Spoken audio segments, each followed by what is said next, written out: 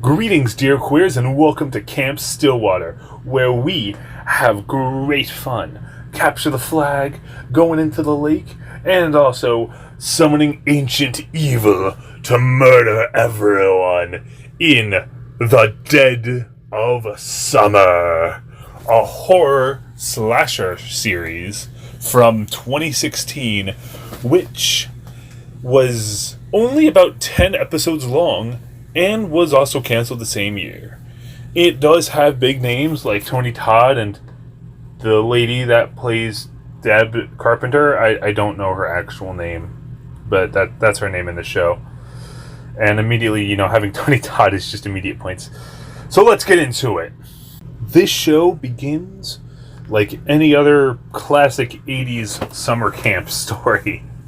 And it really is like that, too. The vibe is entirely inspired by things like Friday the 13th, or even a bit of It, or even Evil, the Netflix show. Seems to have a kind of vibe like that as well.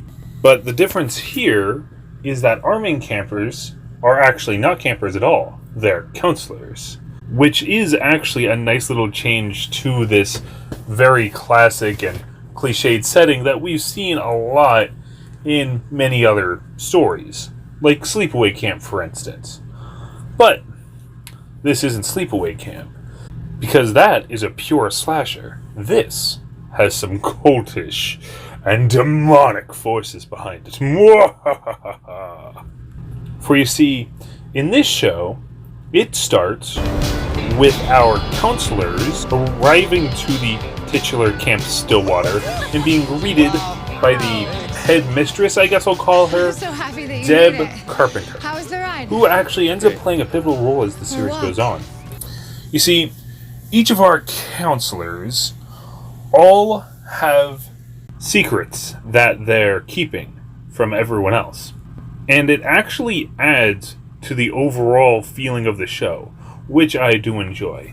See, first up is Amy, thus nicknamed Jellystone or Newbie by the others, who have been there before when they were actually campers back in the earlier 80s, because this show takes place in 1989, because it really does want to capture that 80s camp slasher type feel.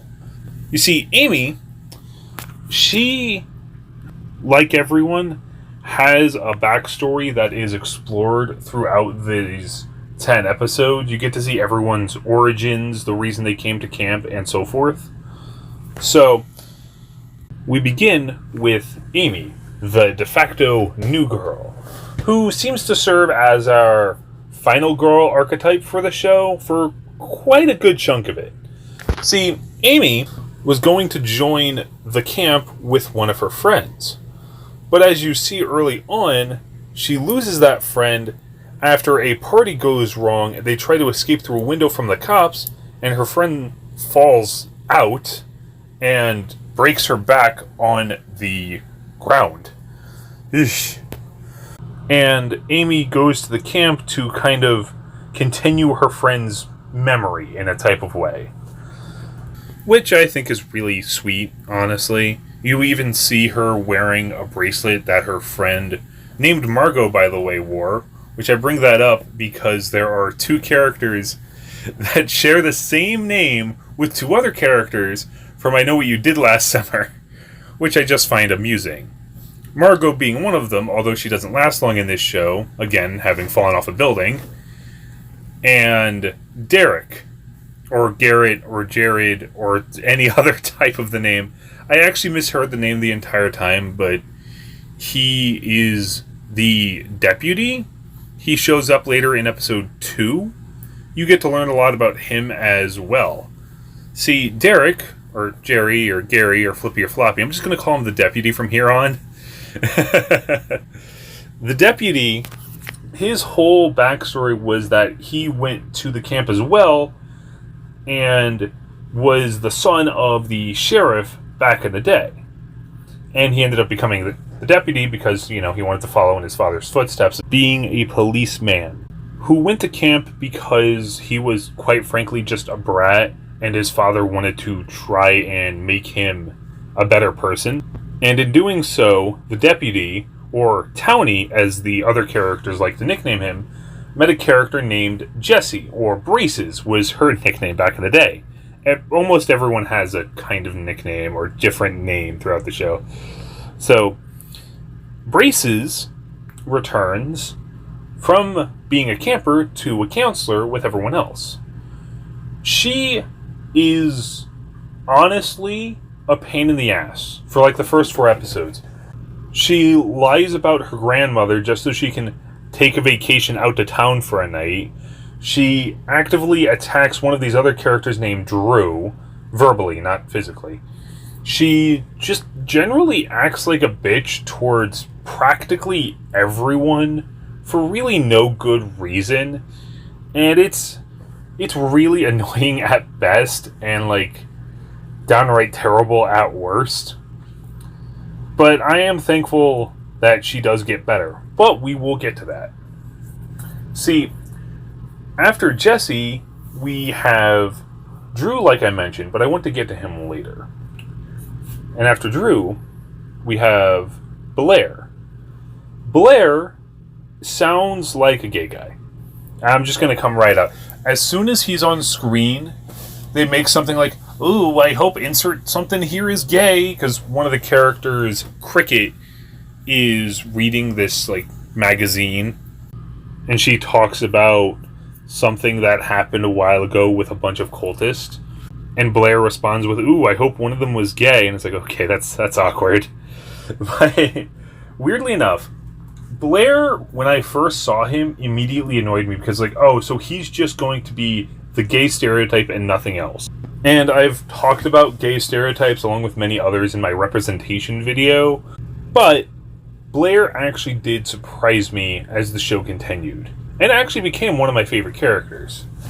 See, at first, he does come across as just the gay stereotype. He's like Johnny from the I Know What You Did Last Summer series, which I talked about last week, and how Johnny didn't even last long because he just died in episode 2 and that was the end of him. So I was like, why did he even exist? But thankfully, Blair is much better. You see, Blair is, in fact, gay, and that's just kind of his whole story. He gets bullied at high school, something akin to they/them. But this is actually done better because we see Blair as a character who was heavily affected by the bullying, and he was able to get this friend, like I said, Cricket. Cricket, who was also not very popular at school.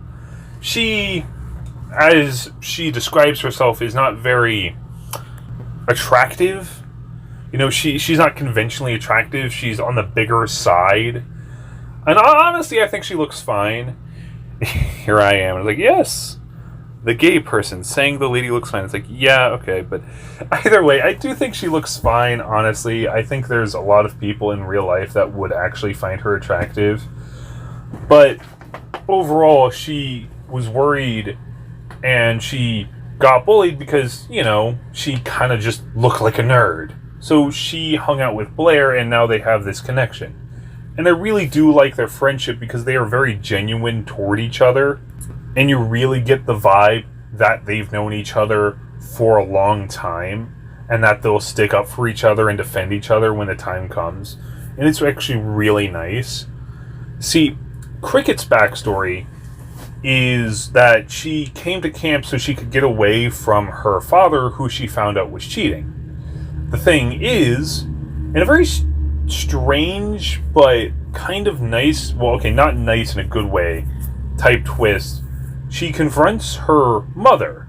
She flat out says, hey, Dad's a cheater, and he's cheating with his secretary against you. And when Cricket talks to her mother about this, her mother, in a strange way, she sighs and she's like, I know, but we just have to settle. We're not the type of people that can just remarry, because I'm too old and I'm too out of shape and nobody would want to go after this. That's her mother literally describing herself, mind you. And I'm sitting there when I initially see this and I'm like, wow, damn, you know your own husband is cheating, and you're just, wow, you're just there, you just deal with it? I wonder how many times it actually does happen in real life, where the spouse would just deal with it because they really think that lowly about themselves. It's sad, actually, honestly. But it's actually just another point for this show that makes it feel all that more real and relatable, that there actually can be situations like this, and it's not just trying to rely on stereotypes, and it's not just trying to rely on old tropes. They actually do think it out because they want these characters to be engaging and to feel real, which only makes me love each of them so much more. I'm sure you've noticed, if you've seen my previous videos, I have trouble remembering certain characters, especially when they're boring, or they're forgettable, or they're cliche, because I don't care to remember their names, because there's nothing to remember. But in this, I swear I remember everyone's name. See, after Cricket is Alex, or Alexei, because he's Russian. This is important because back in the day, he had a dad who worked for a dry cleaners. But the dry cleaner was like a Mr. American Man type boss. He was like, yeah, you know these commies, you can't rely on them whatsoever. And I'm like, shit. But I guess it's the 70s and the Cold War was still fresh in everyone's minds. Even to the point where Alex, when he grows up, he comes back like 10 years later, gets hired at that same place where the Mr. American Man is still being the boss of it, and he ends up blackmailing his own boss into giving him free clothes because of this video that Alex took, because the store has security cameras, and he took it of his boss cheating on his own wife and used it as blackmail. I'm like, whoa, damn. Now, obviously, I'm not from the 70s or the 80s, so I'm not really sure how fresh the Cold War was, or communism, and just the idea of that kind of thing that still broils in people's minds at that time. So I'm not really sure how accurate that is or how realistic it is, but it still makes for an interesting dynamic between Alex and everyone else. There's even a point in the show where the campers finally come in like episode 3, I think, and Alex speaks Russian to this kid who's also Russian, and they kind of have this bonding moment, but Amy kind of sees him be a dick at first, because Alex, he gets so wrapped up in this American-type personality that he makes for himself, even, again, changing his Russian name to an American name, which is Alex Powell. I do not remember his Russian name. I remember it being complicated. But he actually does have a bonding moment later with a Russian kid who sees this ghost, and I will touch upon that too. After Alex is Jason, who probably has that name because it's a direct reference to Friday the 13th, which they do talk about. There's another character named Joel who says, oh, lightning struck and revived Jason from Friday the 13th Part 6, which I wasn't sure if it was out at that time, but who knows. I don't really keep track of what year anything came out when I'm talking about separate things. But Jason, he actually doesn't have much, but he also doesn't last long in the show. He's just kind of like the druggie, but he's a chill guy, and he has this weird character quirk of drinking juice out of a baby bottle. I don't know why. I think they had something planned for him, but it never got explored because he disappeared really, really early on. So, but at the same time, there's a lot of characters to go through and a lot of backstory and normal story to explore. So, cutting, quite literally, cutting off one of the characters was probably a good move to do early on. Including Dave the groundskeeper, who is just the classic creepy groundskeeper. He's a lot like if you saw they/them Balthazar, who's really just there to be creepy, and that's it, and then he dies. That's all. Poor Dave. But after the death of Dave in episode 2, who mysteriously drowns in the lake, we're not really sure what happened, but, well, we find out later that he was actually very purposely drowned by this thing wearing a wooden mask, which kind of represents a deer skull, but it isn't. The mask is very unique, mind you. This is a horror show, and the killer in it has this very strange mask. I would say it maybe resembled something like straight out of Erica, even, with all of their animal-themed masks, and this one seemed to kind of look like an animal, but also not like an animal, which makes a lot of sense considering what happens later. Oh boy. But after Dave's death, we finally get to explore Drew. Now, the reason I got to Drew so late is because of a very blunt fact. Drew is a trans man, right? And as I've talked about, gay and trans characters are not done well most of the time in most things, period. So, Drew is... oh boy, I'm not even sure how to put this.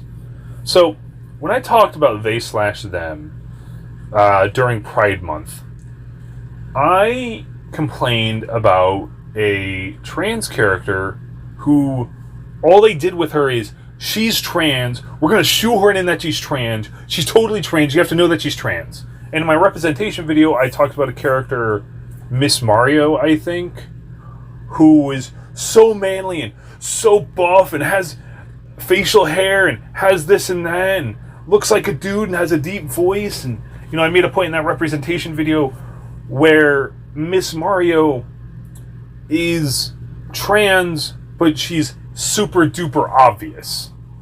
And that's the problem I have with trans characters. Again, I'm not saying that being obviously trans is a bad thing, because everyone has a different way of expressing themselves and of having gender expression, and gender is a whole spectrum, etc., etc. The problem is with these shows, they don't know how to portray it, which is why they have characters like in they/them or with Miss Mario from Cactus of an Insect Cage. See, the creators of these properties feel the need to be like, you have to know they're trans, and I have to hammer it in super duper hard. Boom, boom, boom. You have to know. And it's like, that's not how you do it. That's not how you do it. Again, everyone's story is different. Everyone expresses themselves differently.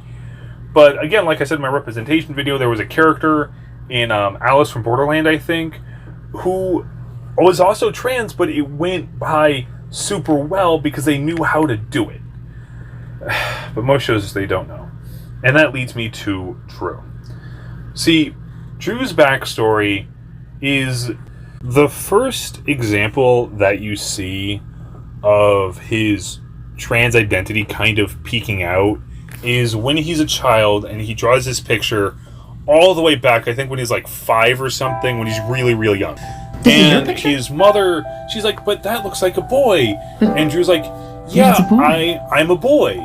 I am a boy. There's that sense of, okay, well, that's how a child acts, and I think that's pretty good.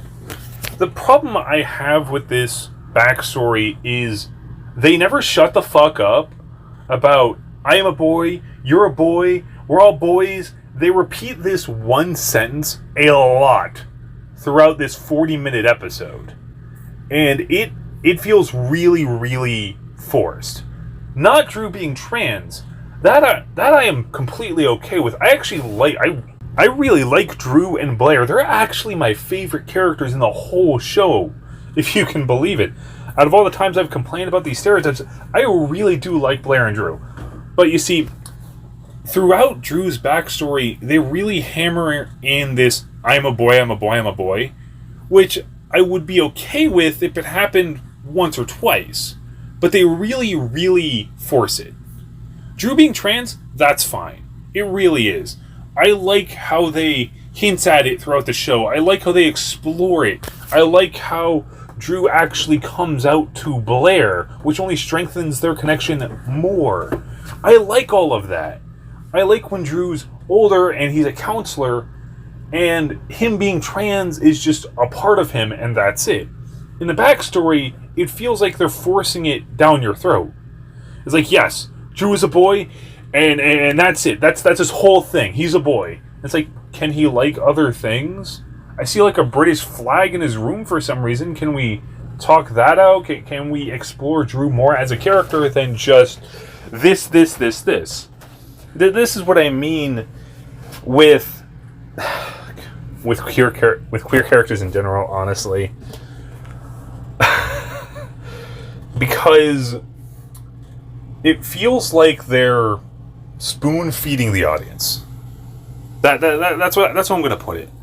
You know, they're like, oh well, we have to tell you, we have to spell it out for you. We think you're idiots that can't figure it out, so we have to repeat it all the goddamn time because you won't be able to figure it out whatsoever.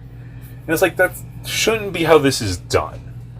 You know, it should not be how we see this character.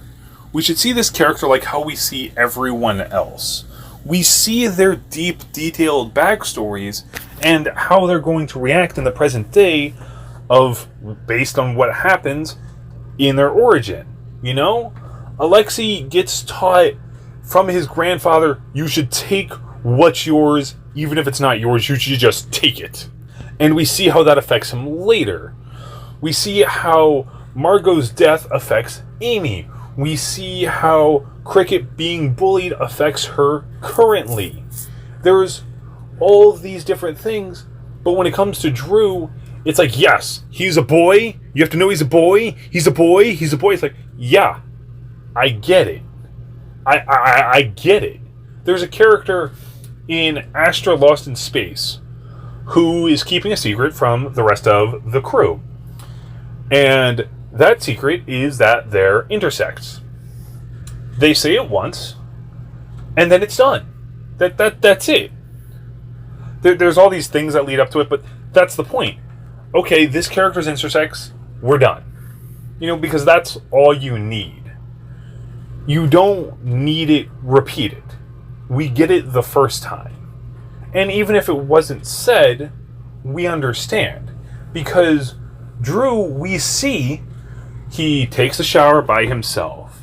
He gets pulled into the lake, and now he's wearing these sports bras under his shirt. You see that because of the wet shirt.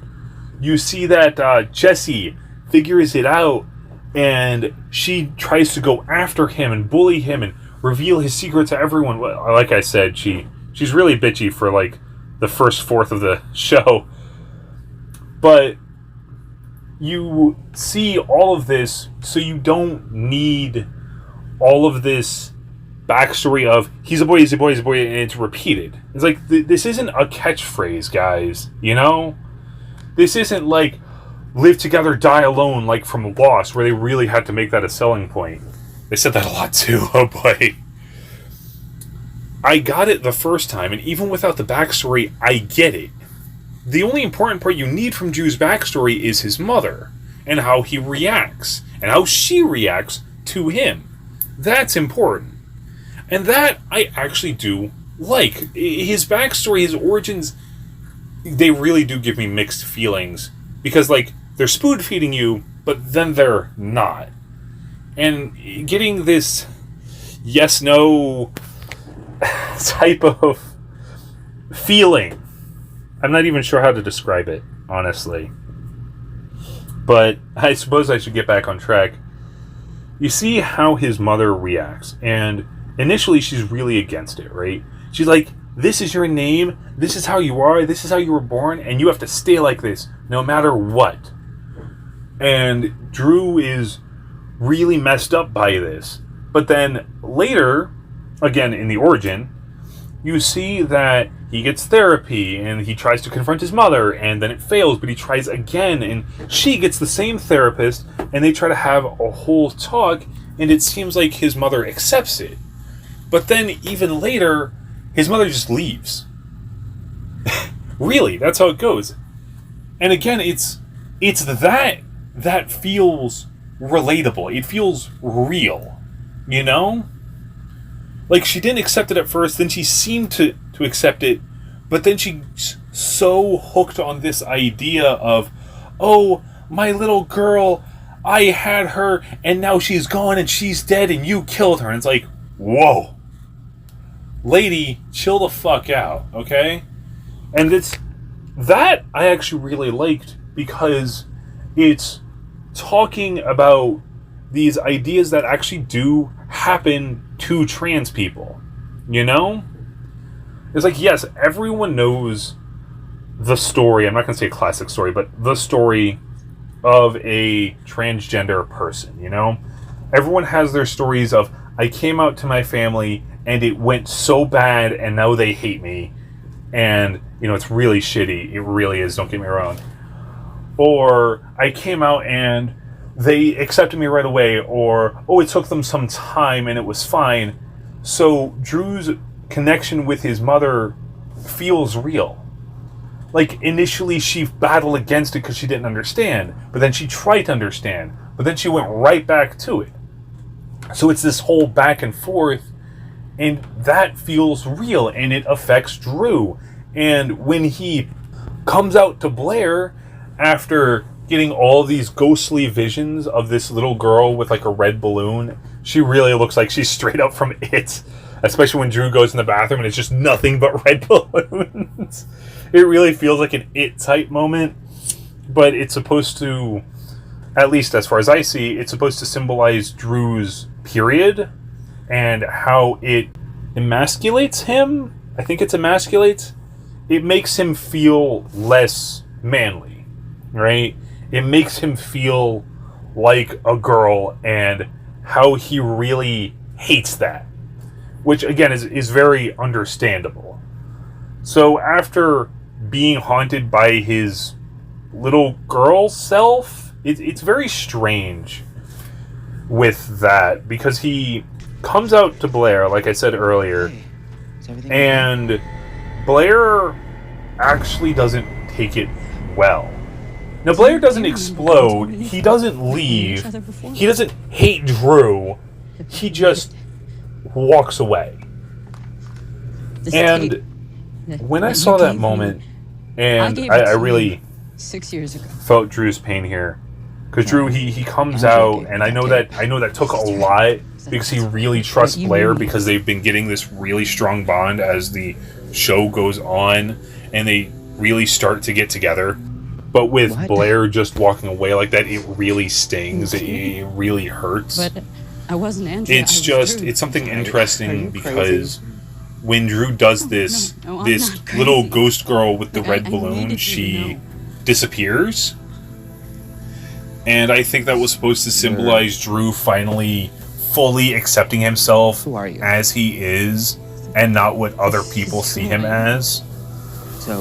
But when Blair walks away, it's a heavy moment, I think, because you trust someone so deeply with this personal secret of yours. And you really don't want anyone to know. Again, he went against Jesse to the point where he said, oh, well, I have this thing. You're supposed to go to jury duty because of this thing because you fucked up. And Jesse makes up this other, like, oh, I'm going to tell everyone. I'm going to tell the headmistress. I'm going to do this and do that. And I have video from Joel's camera. And it's like, wow, dick move, but okay. I mentioned Joel's camera, but I didn't mention Joel. See, Joel really wraps up all of our counselors. He is a cameraman, right? He's one of those have to record everything stereotypes, but it doesn't come across annoying like in Paranormal Activity where they're just obsessively record it all, and it just like doesn't make any sense. It's like, why can't you just drop the goddamn camera and run? You have to hold it up.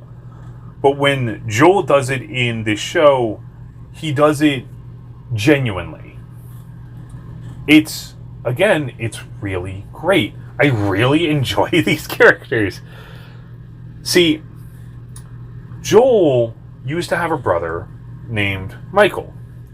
Now, I think Michael is a direct reference, again, to It, because not only does he share the same name as one of the characters from It, he dies very similarly to another character in It, which, if you've seen It, you know that character, spoilers, is Stanley.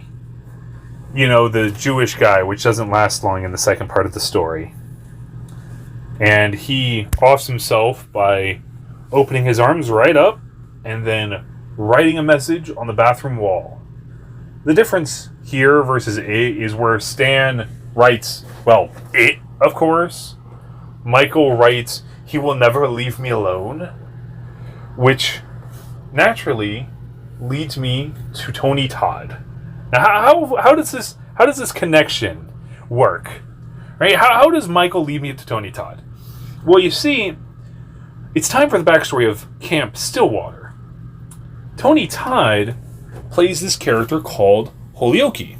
Now, I did not need to remember his character's name whatsoever because he's Tony Todd, and seeing Tony Todd in anything is immediate points for me. It's like putting Billy Zane in something or Tim Curry. It's like, you can do no wrong, okay? But either way, Holyoke was a man from the 1800s who ran a cult. And what he did was he guided this cult of people into the lake. But then they were all killed by these robe-wearing mask guys. Again, the mask is very unique. It kind of looks like a goat head. It kind of looks like a deer head. But it's made of wood. But it doesn't specifically look like any animal. It just looks so off. Which is great because I really have to put that on the wall of unique mask. Right next to, like, Leslie Vernon's mask, you know? And after these mask guys, I'm not sure what I should call them, Malthus cultists, I guess. After they attack Holyoke and his group, they lock him in his room where he just starts playing the piano. Because the Malthus cultists, they rally the town, and the town attacks and kills Holyoke, who from then on haunts the camp. And haunts Michael's brain, which caused him to off himself, and then proceeds to haunt Joel's brain. So it's a hell of a trip. See, throughout the show, Tony Todd, or Holyoke of course, makes multiple appearances to all of the characters, and it really freaks them all out. You know? They see him messing with the campers, like this Russian camper who has a bonding moment with Alex, and he calls Holyoke the Tall Man. And the Tall Man haunts the woods because it seems like the dead get trapped in the lake. Now, of course, Tony Todd, I mean, you know, he's a classic horror icon. He's the Candyman, and he's in Night of the Living Dead, and he's in Hatchet, and, you know, he's fantastic in anything he's in. So, of course, Tony Todd, or the Tall Man, or Holyoke, whatever you want to call him haunting these woods is like, yeah, okay, that makes sense. He's Tony Todd. Man, I love Tony Todd. I wish he was still alive, but he died to stomach cancer. That's horrible. It really is. He died at 69, though. He lived a long life. Got to give him props for a long life, though. And a very colorful series of movies and shows. But back on track. All of the counselors keep seeing people, right? In, like, Amy's first night at the camp, she sees her friend Margot wandering around and seemingly haunting her. But we also see Joel, who sees the Tall Man, and how the Tall Man is antagonizing him. And we see Drew's little girl thing, whatever that was about. and Cricket's vision, and Blair's vision. Everyone gets a vision. Alex at one point gets a vision of his grandfather, an old Russian dude who seems very, very gruff, but he's not in the show for very long, so whatever. And even the headmistress, Deb, she gets to see her long-lost love, Keith. So everyone gets a little haunting as the show goes on, which makes sense for what you see later. See, when the camp actually gets started, the counselors set up, the campers get there, everyone's having a good time for a good chunk. The camp starts getting darker, right? See, this Russian kid that I mentioned, I don't remember his name, but he only has a few scenes in the show. This Russian kid talks about the tall man, but they deduce the tall man must not be Tony Todd, but instead these drug dealers, which kind of act as the first or second antagonist in the show. It gets kind of confusing. But the drug dealers, they get arrested, but then they get released for no proof. But because of that, Jason, who had a connection with them, he gets kicked out of camp and then beheaded by one of the Malthus cultists. And then the drug dealers kind of hang around the woods for a while, but you quickly discover that the drug dealers aren't just dealing drugs, they are in fact the Malthus cultists. The guys who, way back when, wore these weird masks and killed all of Holyoke's group. Now, I'm not saying the drug dealers are the same exact people, it's just that they're in the same cult years later. This cult, which is, incredibly small. It consists of the 3 drug dealers and one more person. That's basically the entire Malthus cult right there. But either way, they spend their time hunting people down to sacrifice them to this thing. And one by one, people start dying. See, after Dave, who was pretty much unimportant, Jason dies next. He only spends a few episodes before disappearing off the map and losing his head. And dying, and then after that, there's more hauntings and then killings.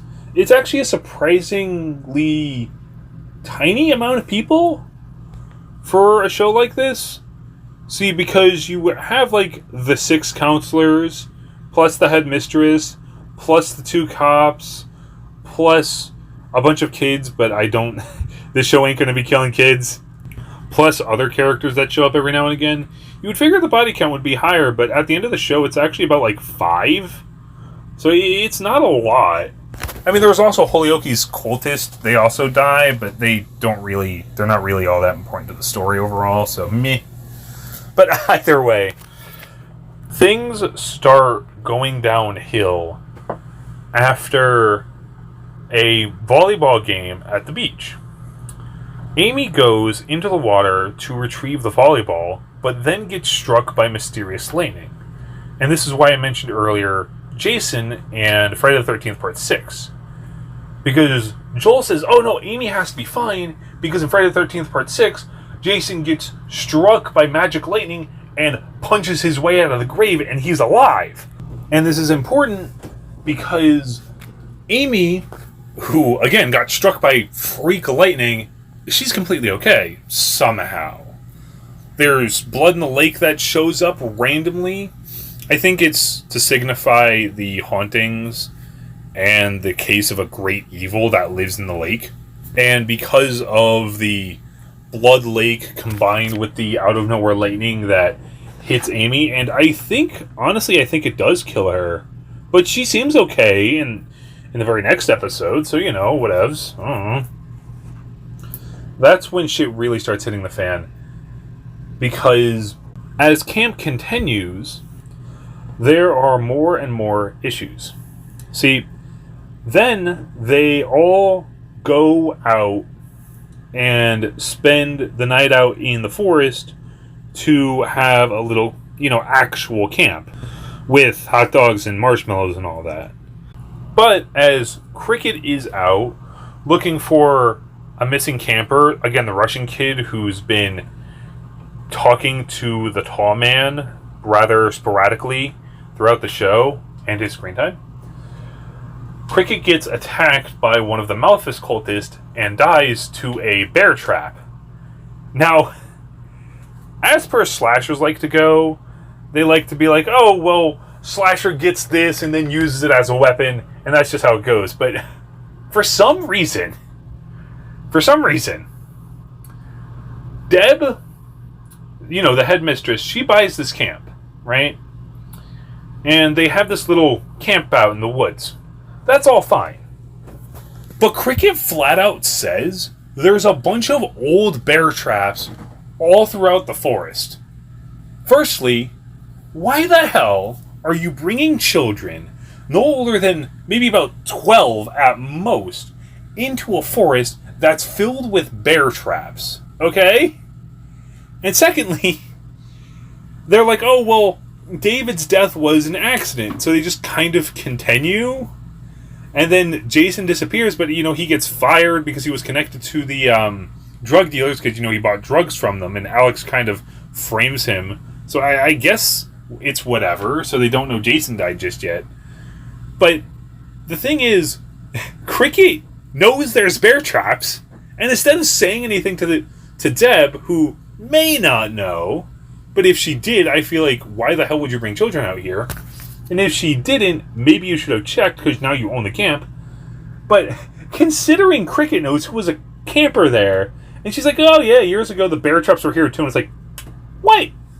There literally should have been a whole sweep to find these fucking bear traps, but whatever, okay, whatever. Cricket ends up dying to one of the Malphus cultists, and gets pushed into a bear trap, and her skull gets crushed.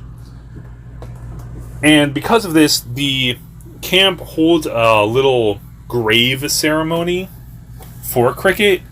It's really sad because you really do get to know Cricket, and again, I do love these characters. They're much better than the fucking, oh, you know what you did last summer, the series characters, or even anyone from the Scream TV series, that's for fucking sure. So, as far as horror slasher camp, yes, TV series go, this is actually higher. For all the canceled and forgotten about and obscure horror shows I've seen, I would actually rate this one pretty high. I actually really do enjoy it. But anyway, after the grave ceremony that Deb holds for her, for some reason, I don't understand this. I think it's illegal. But for some reason, Deb decides to keep the camp open and to keep the campers there. And one of your counselors just died to a bear trap. If it was murder, if it was an accident, it doesn't matter. Somebody just died there while your camp was open. How the hell did you keep that a secret from everyone? What the fuck? I don't think you're legally allowed to keep camp going after somebody dies. Hell, I don't think you're allowed to keep camp going after somebody gets a broken bone. But, okay, whatever. For the sake of, the show, it's got to continue. After that, things really start spiraling because, people are really dying now. And they get the deputy in on this, who has been finding clues to what happened years ago in connection to Holyoke, to the cultists, to, the murders at this rate, to everything. And the deputy, he went into Holyoke's cabin and he found these cufflinks that belonged to his father, and he's like, oh, well, my father was connected to this. And he finds this old notebook and he's like, wow, there's all of these things that are happening, and there's this map and this drawing and these 5 kill points to summon something. And because we've been seeing ghosts, obviously it's not that far-fetched to be like, oh, well, there's a demon. There must be, right? I mean, in the real world, you see all this and it's like, okay, it can't be a demon because how is that going to work? But for the sake of the show's mythos, we continue. According to this, And that Deputy, means that Ford is he carrying out the following confides scenario, in his meaning tonight, police partner, which is his uncle, by sacrificing innocent, but let's call it whatever. and they try to discover the mystery together. What they end up finding out is that the drug dealers are Malphas cultists, I know it. and while this is going on, Blair comes up with his own ideas because they've been piecing the mystery together as well. And what he does is he holds a seance and ends up summoning Cricket's spirit back into the body of Amy. And he tries to get answers from the ghost of Cricket, being like, oh, well, who killed you? And what happened? But then this second, deeper voice kind of takes control of Amy's body. And he's like, oh, stop this. And you hear Tony Todd's voice as well. And it seems like all of these voices are battling against each other. Because Tony Todd's like, oh, but you have to kill Amy because Joel's been getting these messages from Holyoke. But then there's this deeper voice which you can't quite figure out who wants to take over. But then there's Cricket's voice who wants to explain, but she gets overshadowed. And all of this happens. And after that, you find out that the Malphas cultists are actually the drug dealers in disguise who have been killing people methodically in these key points. Because Jessie, she draws this symbol, right? And it matches up to a map that the deputy found. What's happening? And together, they discover that there is this, I forget what it's called, pentagram. Each with 5 points, right? I mean, obviously a pentagram does have 5 points. But why it's important is because people have been dying at these exact points on the map to form this pentagram. And at some point, the Malphas cultists, who are the drug dealers, they kidnap Amy so they could use her as a vessel to summon something. You find out that something is, of course, Malphas. What is Malphas? Malphas, not in the biblical sense, or of course, and not even in the evil TV series on Netflix. See, this Malphas is, as it turns out, a lake demon who summons people to his lake so he could kill them and revive. But he needs a host.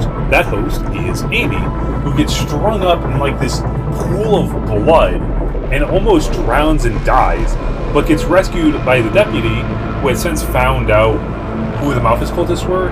He kills them all, saves Amy, and he sees this weird long hand grab up to grab Amy and pull her down into the pool of blood. But he pulls her away in time, and with Jessie's help, who has massively improved since the beginning of the show, having bonded with Drew and with Amy and with Deputy and just with everyone else, she gets a lot better and stops being so bitchy. She helps out a lot, and she helps the Deputy save Amy. And together, they seem to stop what happened. The problem being, there's one person left, as far as you know. See, I mentioned earlier, the Malphas cultists had one more person. And they've been talking about the teacher. The deputy walks off, having mostly dealt with the issue because all the cultists are dead and Amy is saved and everything's hunky-dory. But he walks off with his uncle, who then says, Teacher? oh, well, the cultists are dead now and the drug dealer's dead now and it's all good. About Junior? And the deputy's like, wait, I didn't tell you that. I didn't tell you how they died. I didn't tell you what happened. And it's like, oh shit, you're the teacher. You're the one. That's when you find out that the uncle was, in fact, one of the Malphas cultists. And deputy, he's like, nah, I ain't doing this. Bam! Multiple times, bam, bam, bam. He literally kills his uncle, who he finds out killed his father. And it's like, wow, sheesh. But that would sound like an ending to most shows. The thing is, this show carries on a little more. And I was thinking, wait a second, the show seems pretty done. What's left, right? The demon wasn't summoned, the cultists are dead, and everyone, mostly, is alive. We're good. Well, then there's another twist. I mentioned earlier, Amy came to the camp because of her friend Margot, who wanted to get away from her mother, right? But Margot ended up dying because they tried to escape off of a roof and she fell. Well, here's the truth. It's not that I lied, it's that I left a detail out. See, when Amy and Margot went to that party, Amy was the one that called the cops. Margot got panicked and wanted to escape. And as she was climbing out the second or third story window to get down, Amy grabbed her, but then threw her off. Amy killed Margot just so she could get a spot in the camp counselor list. And if that sounds insane enough, what you find out is when the lightning struck Amy, it wasn't an accident. Amy chose to get possessed by Malphus. So she wasn't actually kidnapped, and she wasn't struck by accident. She wanted this. And I'm there like, whoa, wait a second. Let's backpedal there. Oh my god. Because Amy, she's, throughout the entire show, has been acting like a classic, I want to get along with everyone, I want to be friends with everybody, I want to just get out of here because I'm done with it.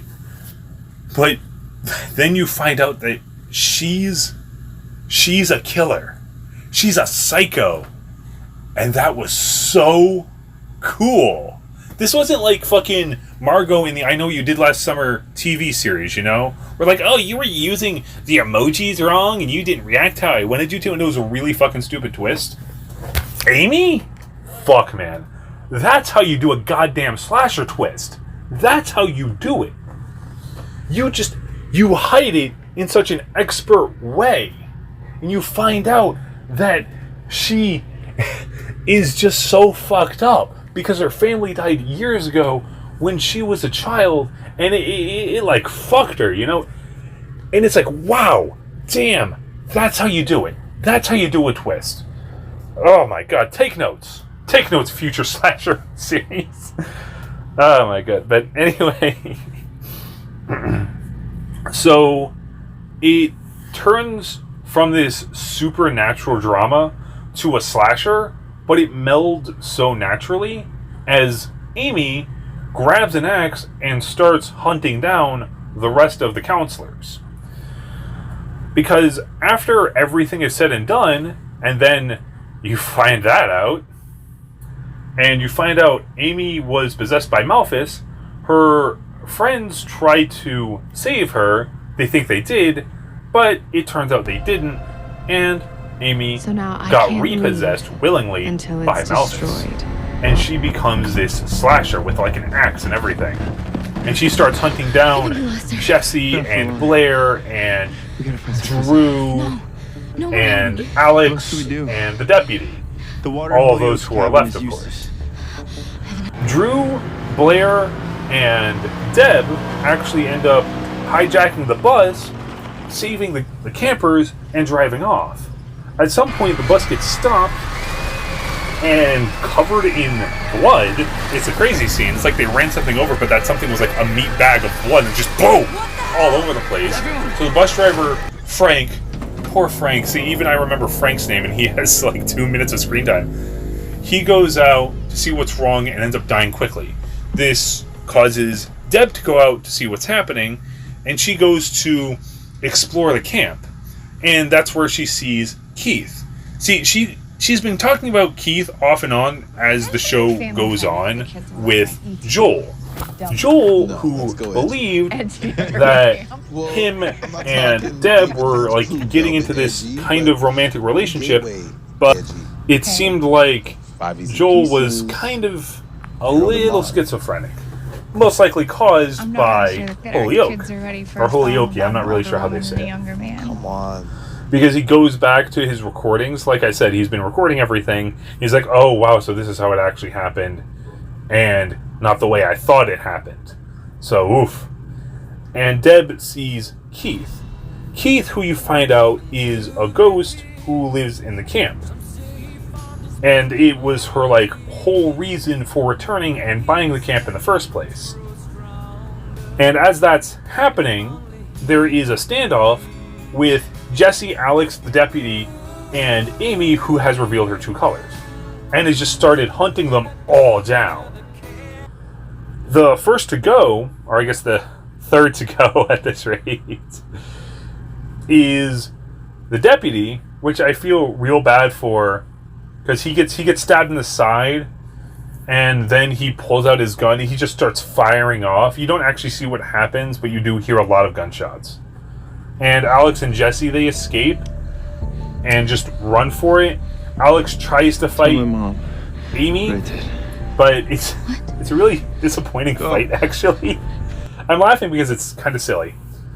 See, because throughout this, Alex has been getting this buildup of, I should do things to be a strong person.